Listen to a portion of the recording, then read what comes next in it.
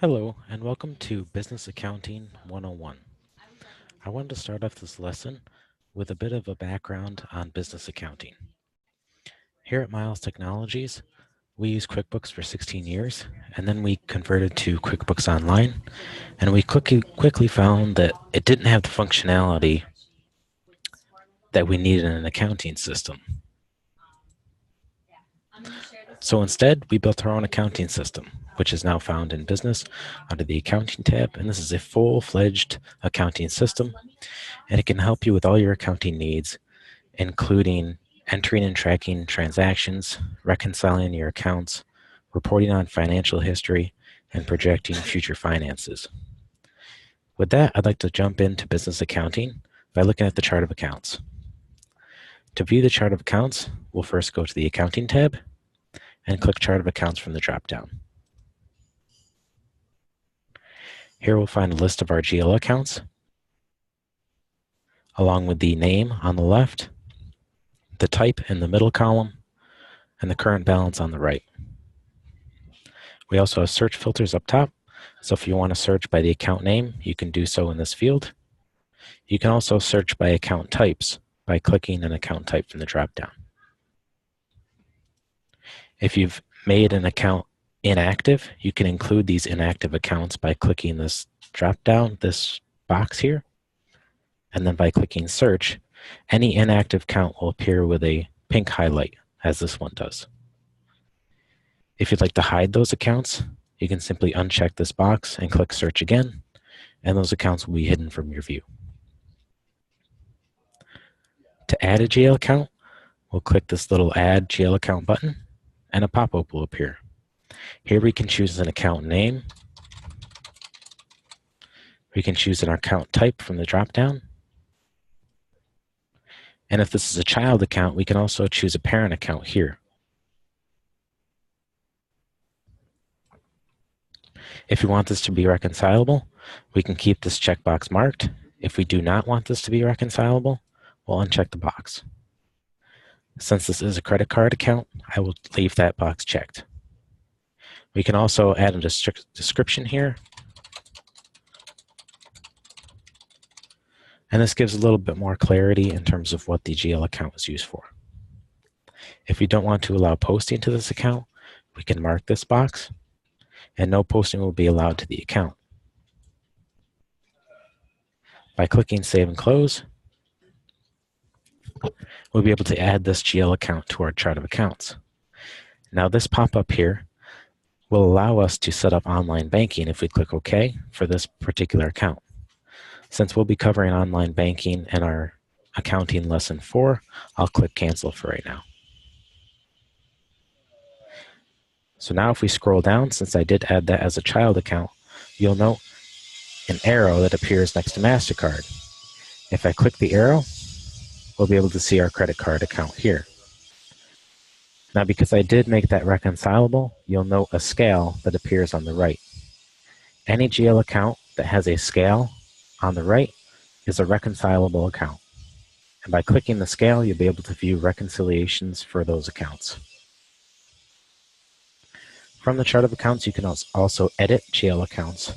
So if I click this pen and pad icon, that same pop-up will appear before, but this time the account type is locked, and we can change the account name. We can choose parent account or adjust the parent account. We can also toggle these on or off and add a description as we so choose.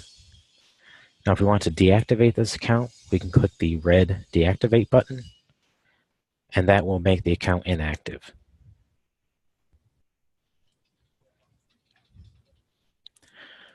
Now, another cool feature we do have with the chart of accounts is our import feature. So if we want to import a list of chart of accounts, we can click the blue Import button. This will take us to another screen, which has a few options here. So if I click this little window, I can see the mapping for the CSV file that will be downloaded. So the ID is always left blank. This will be automatically set by business for each account. The account name is anything that you want the account to be named as. So for instance, a credit card or MasterCard, that would be the account name. The account type would be the bank credit card, other asset, fixed asset, other liability, equity, whatever type of GL account that it is, you'll put in the account type. If you're using account numbers, you can enter account number in the account number column, and you can note a yes or no as to whether the account is allowed to be posted to or not. And the same goes for reconcilable. This is a yes/no field, and then a description is just any description for each account. And the CSV file, you can actually download a sample by clicking this cloud icon. And if I click this, we'll open this in Excel. And here are these title headers. So by filling this out, you can then save to your desktop, and then you can select the file from here.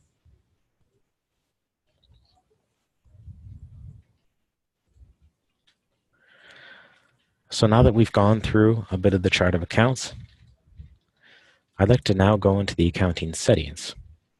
So with the chart of accounts, the settings are actually located on the left here. These are company level settings.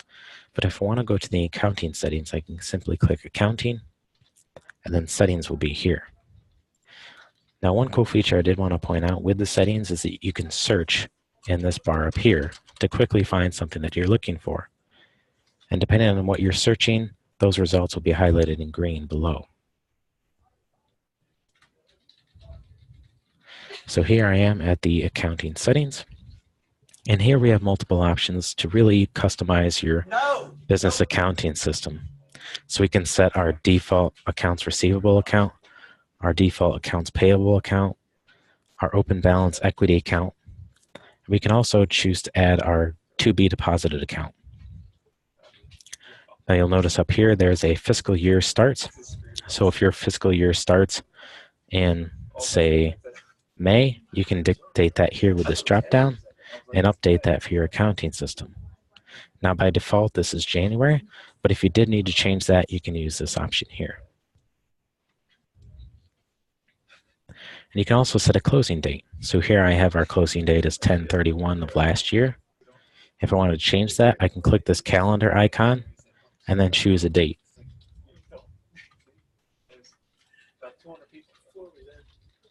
If I click save, we'll be able to save all these settings.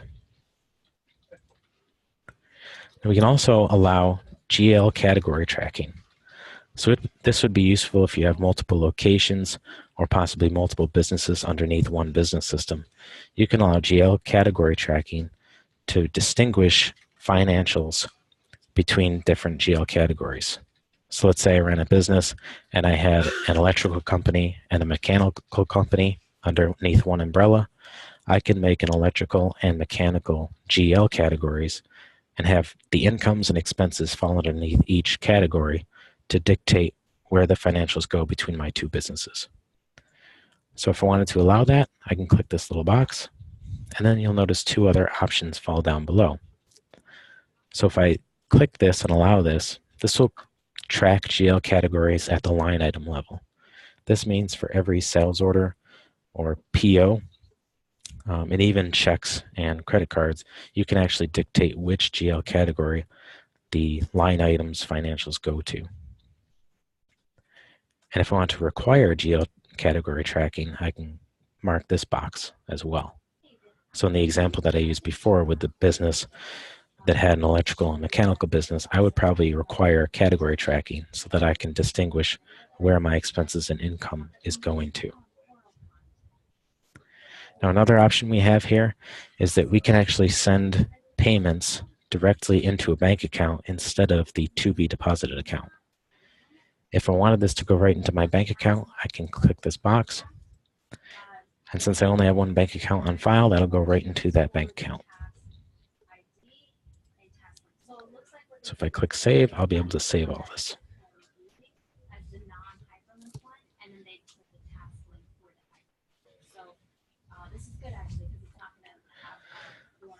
Now another very important feature for most businesses are sales taxes.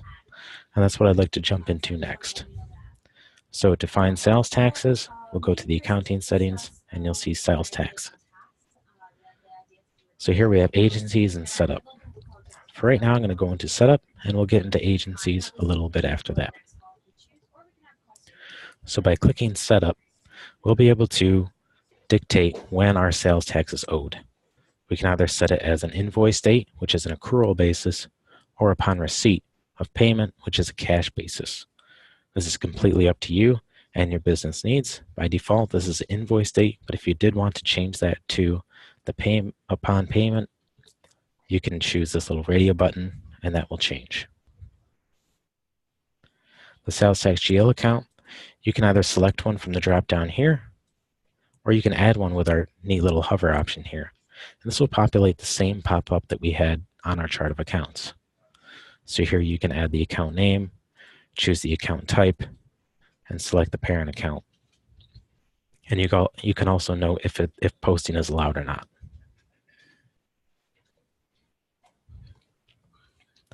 Now, since we have our sales tax set up, I'll click Save. And now we'll talk about agencies. So sales tax agencies enable sales taxes to be billed and tracked within business agencies, and these may include state, city, or other tax rates, such as counties, for instance. So if I click into agencies, I have a few set up here. I have 2 cities, and then I have some states as well. If I wanted to add one, I can click the blue Add button, and you'll see these different types of agencies here. We have the state, the city, and other. And by selecting each radio button, you'll note that we have different options as we select those. So city, we have the city, state, obviously the city is not there. So each tax rate is a little different. So to choose our state for state tax, we'll choose the state field, and then a drop-down list appears with state abbreviations.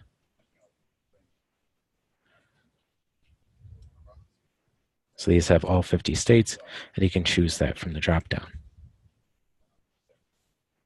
If I choose New York, you'll note that the tax name defaults to that abbreviation, but you can add more clarity here as well.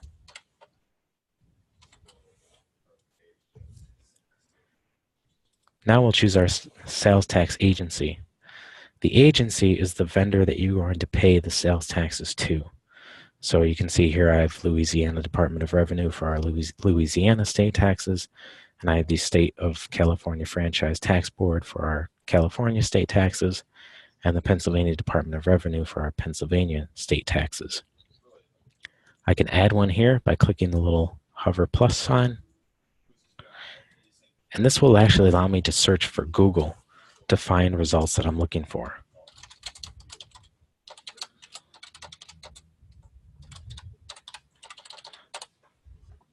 So if I search New York State taxation, Google will try and find results.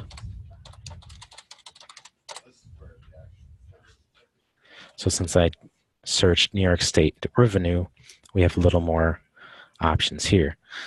Now if I choose this one, the New York State Department of Taxation and Finance, by clicking Add, this will actually add this address right into my vendor. So I won't have to add that location again, and it'll actually add the vendor right into my business system. So this is a really neat feature to add it right into your system upon searching. So as I click Add, you'll note that now we have a number 15, which is the vendor number, and we have that name of the vendor here. So we've now just created a vendor for my tax agency.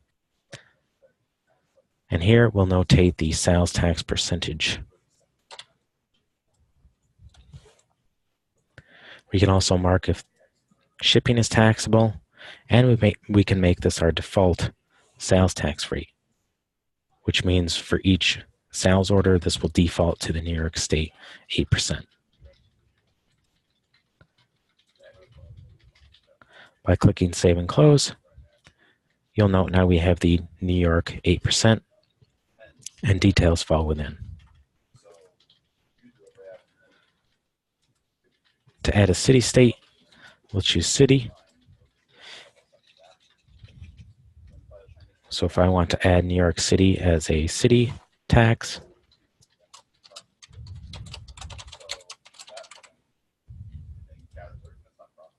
So now you'll note that since we have a state and city, we have the state abbreviation with a colon and the New York City followed by it. So it pre-populates that tax name based on what you fill out above.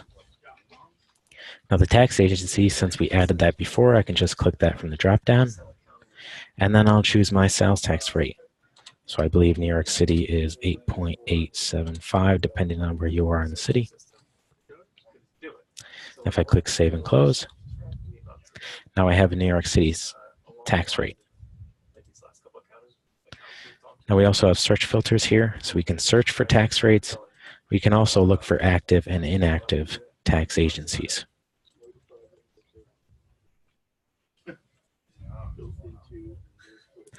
Now another thing with sales taxes that we have in our accounting system are adjustments and tax payments.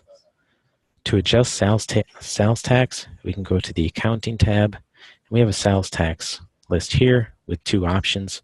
And if we click Adjust, a pop-up will appear for us to adjust our sales tax rates.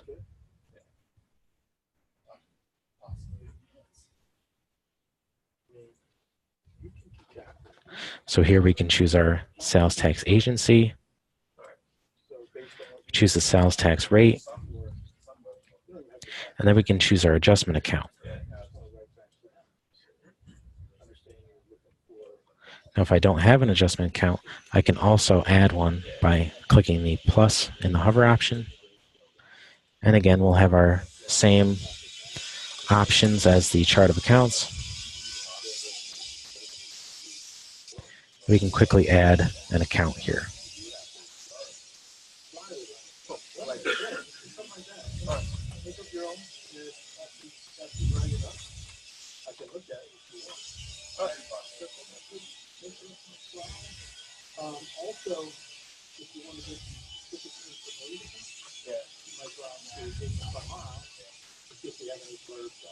So you can search within the adjustment account to find the correct account that you want to adjust here. And since I did just add that, I just had to refresh this page to make that appear. So now that we have our adjustment account added here, we have our agency and our sales tax rate, we can adjust the amount that we owe for this sales tax rate. So let's say I want to adjust this to $150. I can click Save and Close. I can also write a memo here.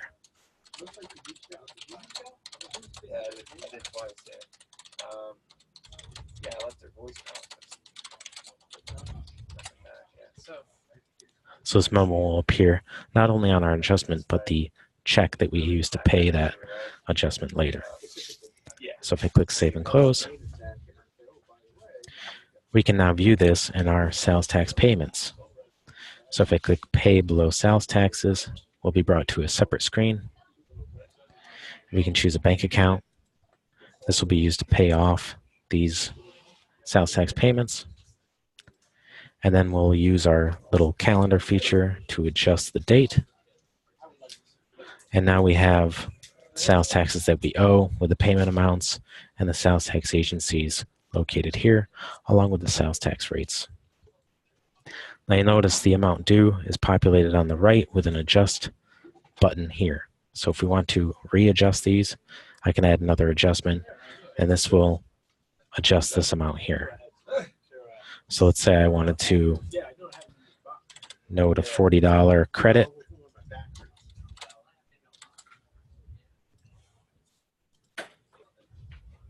You'll notice that the amount went down $40.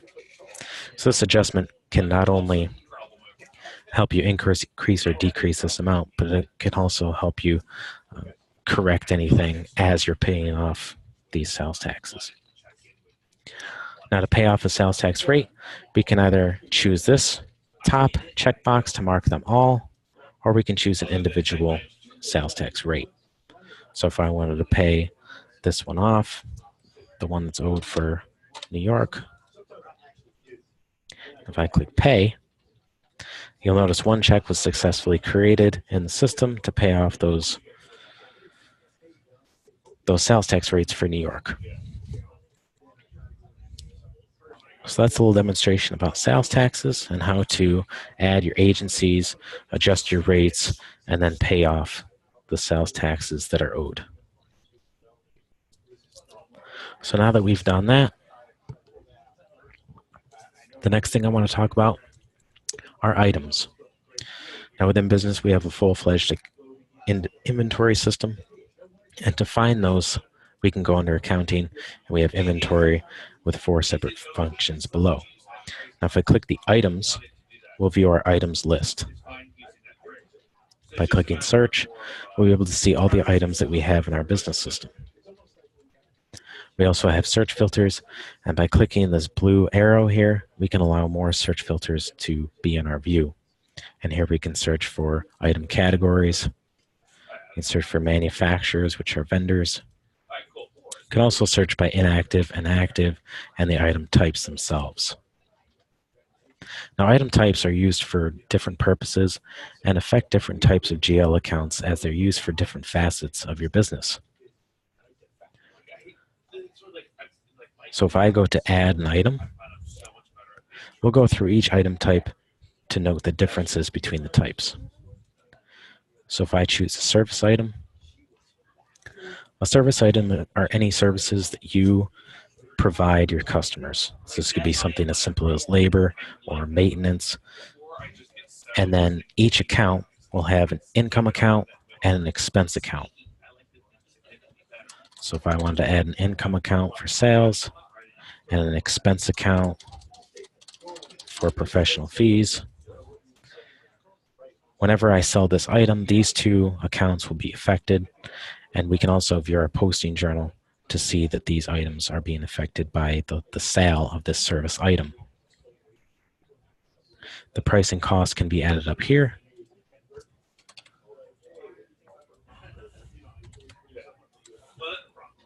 And any weight can be added here. And this dictates our shipping costs.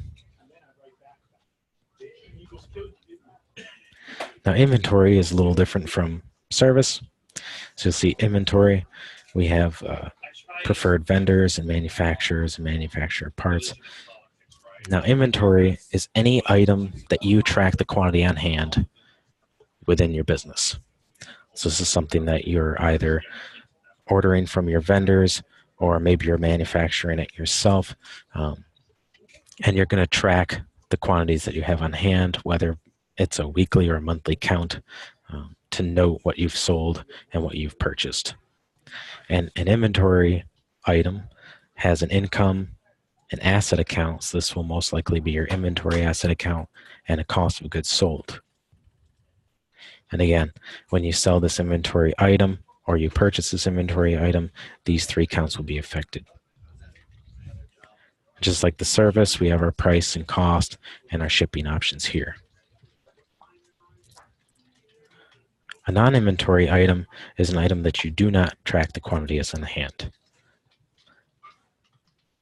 And you'll note here that the same GL accounts for service are affected by the non-inventory. So because I haven't left the screen, as I switch between items, you'll note that the income account will usually remain sales and the expense account will remain professional fees. And again, the price and cost and the shipping is located over here.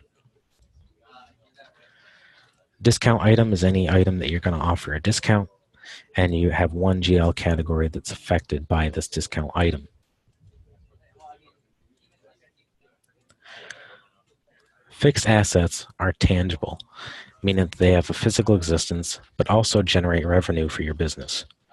So for example, if I ran a bakery, my oven would be considered a tangible asset because it helps make my products, which then generate revenue. On my balance sheet, I would have an asset account for the oven. So that would be here. And my fixed asset could be named oven, and I could use that item to charge the account when contracting maintenance for the oven. Now the last 2 items that we have here are item groups and manufactured items. So these are a little more complicated than these other items. So I'd like to start with item groups. So an item group is a group of items, and you select the items from these drop downs. So if I wanted to add materials, labor, and an iPad. Now you'll note that I have 3 separate item types within this item group. So I have a non-inventory item, which is materials. I have a service item, which is labor, and I have an inventory item, which is iPad. Now with an inventory item, we have the select feature here, and this will allow me to select the item, the inventory location that this item is coming from.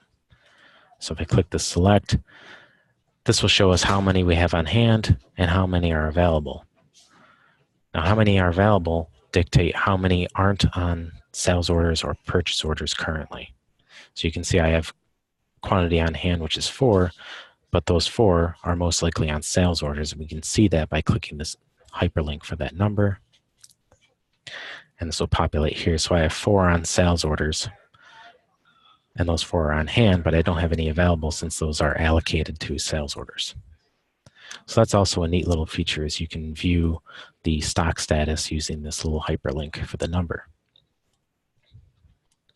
So if I wanted to select this, I can select that, and showroom will be dictated here. I can also change that by clicking that again and selecting the other location.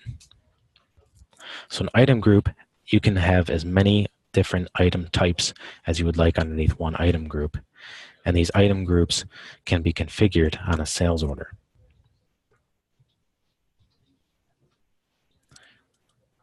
Which I will show you in just a little bit. But before I show you that, I would like to go over manufactured items. So manufactured items are anything that you're going to manufacture. And these usually consist of inventory items, but they can also consist of non-inventory items. So if I select some items from here, I'll click my iPad, and maybe some printing paper. So this will be a new manufactured item. And the quantities are what it takes to make one manufactured item.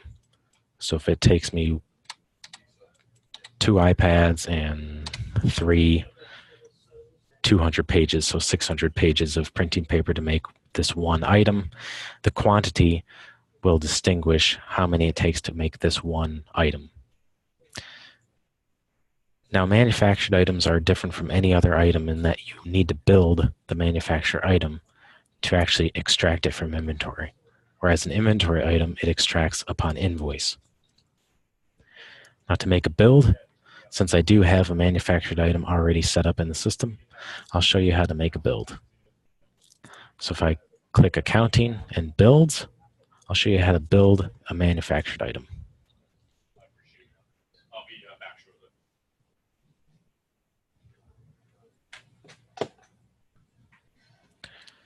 So here we have search filters to find manufactured items. Since I only have one manufactured, I can choose that here.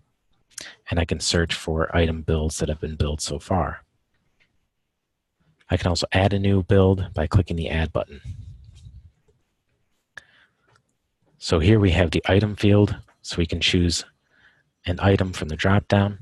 Now please note that any item that appears here are only manufactured items. So if I choose complete electrical part, you'll note that the items pre-populate with the quantities. So this is a quantity to make one complete electrical part. So to build this, I need 3 batteries and 5 materials. You'll also note that since materials is a non-inventory item, the quantity on hand does not appear here as it does for batteries, which is an inventory item. Now, as I choose how many I'm going to build, you'll note that these columns will be adjusted. So if I choose 2, now we have a quantity needed of 6. So because I'm building 2, we're multiplying 3 times 2, which makes 6. Now you'll note that we have a warning here that says quantity on hand must be greater than or equal to the quantity needed, which is 6. So to fix that, we'll just choose an inventory location by hitting the select button. If we can choose where these items come from. So here in our warehouse, we have 13. So if I click select, you'll see that that warning disappears since we have the quantity needed to build these two manufactured items. I can also choose my location here, which will affect every item. The reference number just goes to the next reference number available. Since I did have 2 previous builds, this goes to 3. My next build will go to 4, and so forth. I can also adjust my date using this calendar function and write any memo as I choose. To make this build, I'll just click Save.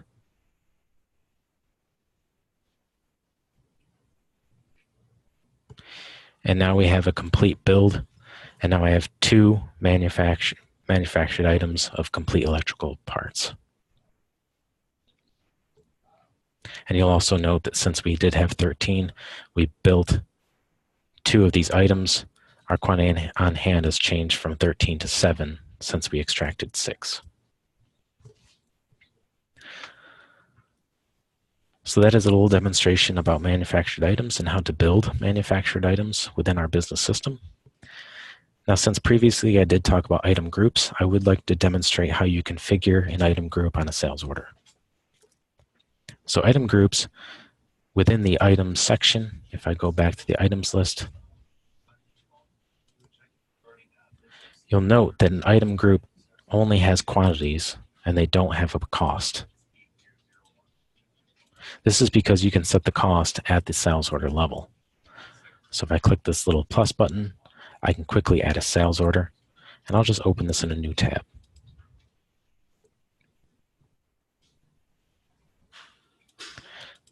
Now if I choose my materials, let's say I make this 2 and 2, and I'll just name this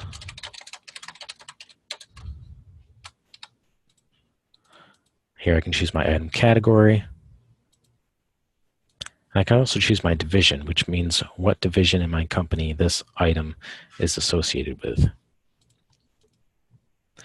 If I don't want this to be taxable, I can mark off this checkbox.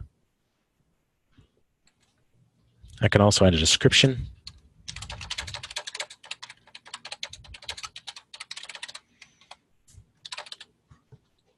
And I can also write internal notes. These notes are things that only internal users can see and customers will not be able to see.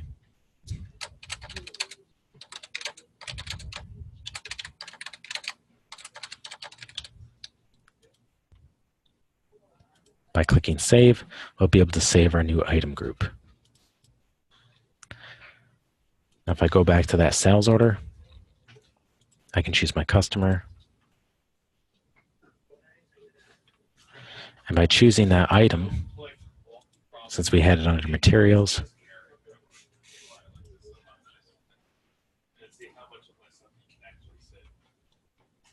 might need to refresh this.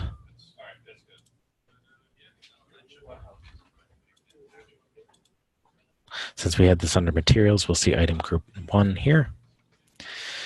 So by choosing that item group, you'll see the description pre-populates.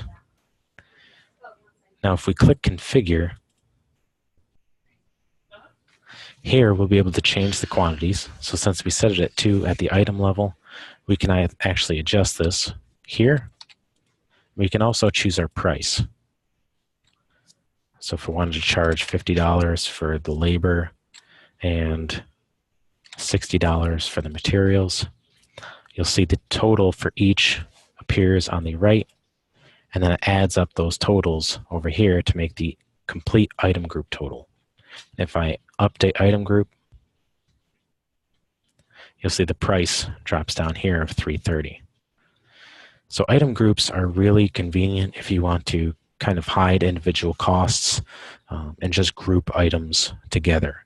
So this would be great for construction companies, for instance. If you're charging for items and you don't want to show all the costs that go into items, you can actually hide those. So if I had a concrete item and I had my rebar and everything, my pouring costs, they can all go into one item group, but hide all the individual costs underneath one line item.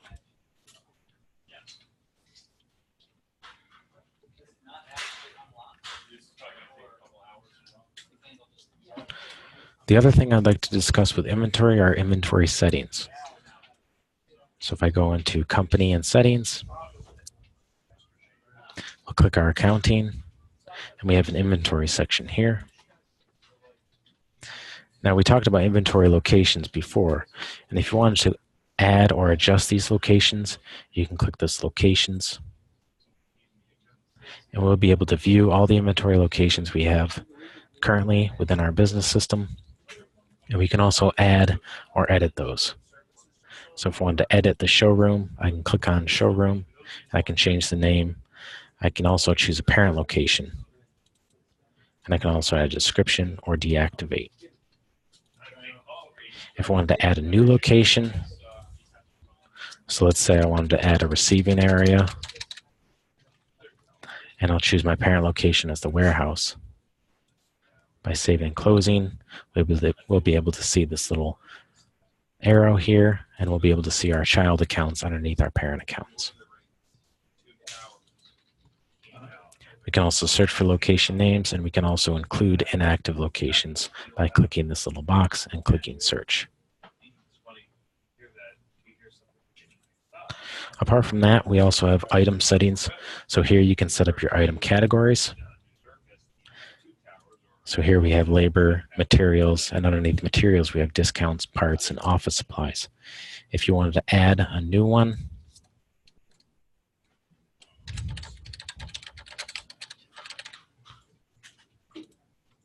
you can add that here, and you can also nest the category underneath another category by dragging and dropping, and the consulting label will go underneath labor.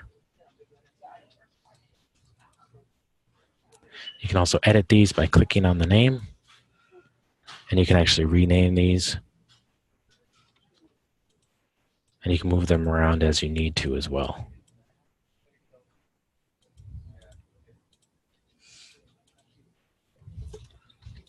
We also have shipping methods.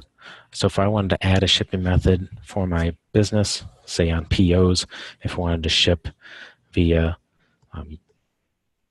FedEx Blue, for instance, I can add a shipping method here.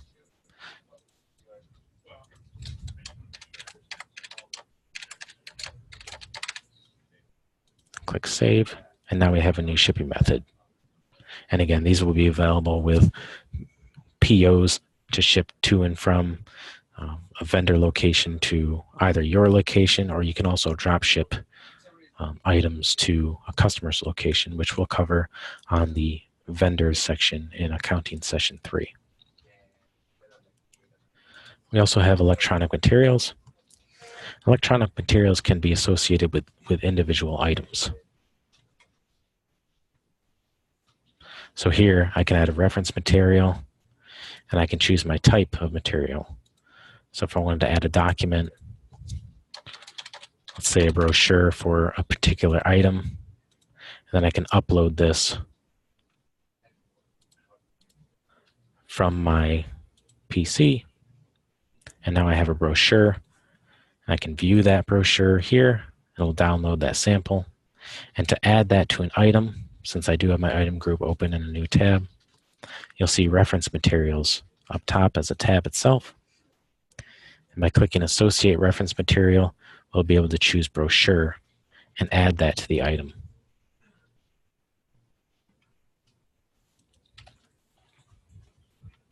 So if I click Save, that reference material will be added to the item, and we'll be able to find that underneath the item.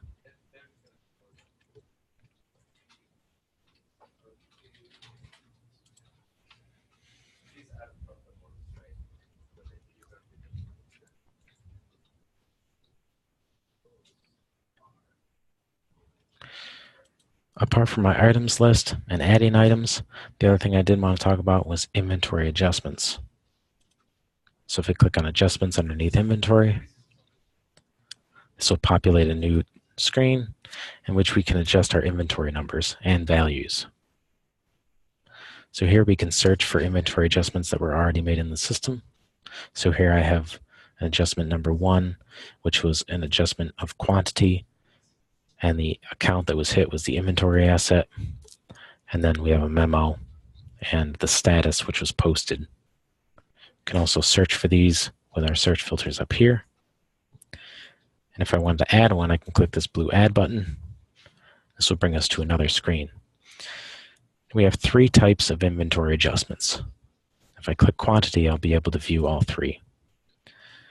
So we have a quantity, and this is an adjustment that just brings over new quantities for selected items. We have value, which brings over the value for selected items. And we have quantity and value, which brings over both new quantities and new values for selected items. So if I click quantity and value, I can choose my account. I'll leave it as an inventory adjustment account right now. And then we can choose our items to bring over. So these will be just inventory items or manufactured items, since they do contain inventory items. And we'll be able to choose our new quantities. And then we can also choose where the quantities go to. So if I wanted to bring 3 into the showroom, let's say 3 into the receiving area of the warehouse, and same for this, I can note that here. Now for new quantity, you'll see as I entered that in new quantity, it's actually adjusted my quantity adjustment to -2. Now it's important to note that when you do a new quantity, this actually affects the quantity on hand. So since we had 0 here and we added 3, our quantity adjustment is 3. And since we had 5, we have a quantity adjustment of -2. Now if I cut and paste and add 3, you'll see that since we added it into the quantity adjustment, our now new quantity goes to 8. So it is important to add the number to the quantity adjustment and not the new quantity column. So if I just copy and paste here, you'll see that it goes up to 7. And our recent cost will go here with the 0. So you can see what this was.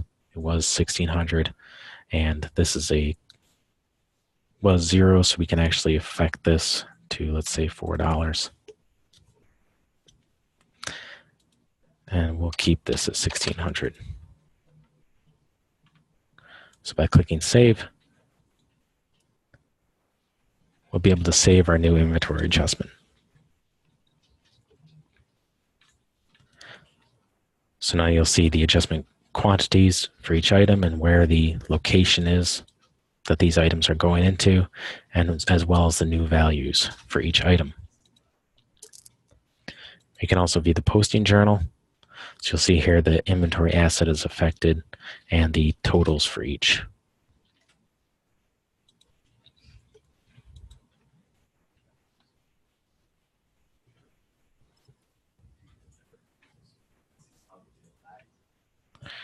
There's also importing available for inventory adjustments. So if I go into the adjustments screen again, I can click Add, and you'll see import adjustments are here. Now, just like the chart of accounts, there's a cloud icon to download a sample CSV file. And this little column here is a mapping. So this will populate the mapping for each column on the CSV file. So here we have the item name, the inventory location name, the new quantity, and the GL category name. Now those inventory adjustment imports will change as you select the type of inventory adjustment. So if I click quantity and value and I click inventory adjustments and view the mapping,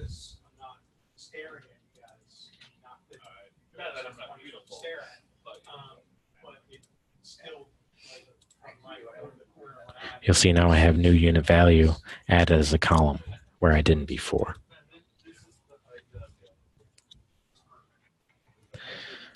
But the last neat feature that I wanted to show in terms of inventory was inventory transfers. This would be if you wanted to transfer items from one inventory location to the other inventory location. You can use inventory transfers. So if I click Transfers underneath the accounting,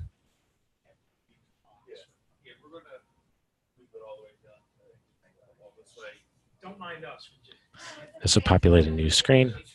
And again, we do have more search filters if you click the blue arrow. And if you click the add button, we'll be able to add a new inventory transfer. So here we have the transfer date, which we can choose the calendar icon and change the date. And here we'll choose our from location. So this is where items are coming from. And our to location is where items are going to. We can also add a memo.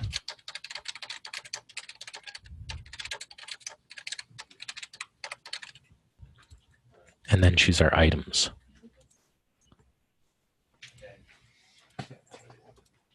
So here we have a quantity on hand of 8. If I wanted to transfer 2, I'm able to notate the quantity to transfer here. And by clicking save, we'll be able to transfer 2 items from the showroom to the receiving area. And you'll see now that I've saved this, these are locked as they have been transferred. We can see the posting journal for what's moved. And another cool feature is the history. So if you click the history, I'll be able to find who created this. And if it was modified, there's also a modification here, which I'll go into more detail about the history in our second accounting lesson, which is creating transactions. By clicking return to inventory asset, this will bring us to the inventory transfer, page.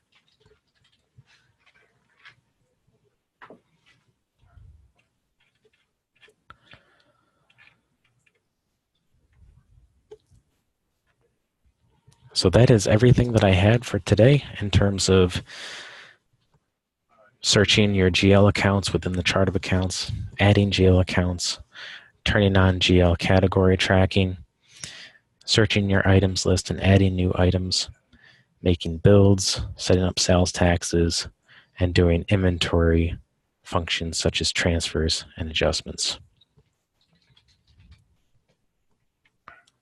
I'd like to open this time for questions. So if you do have any questions, feel free to ask them.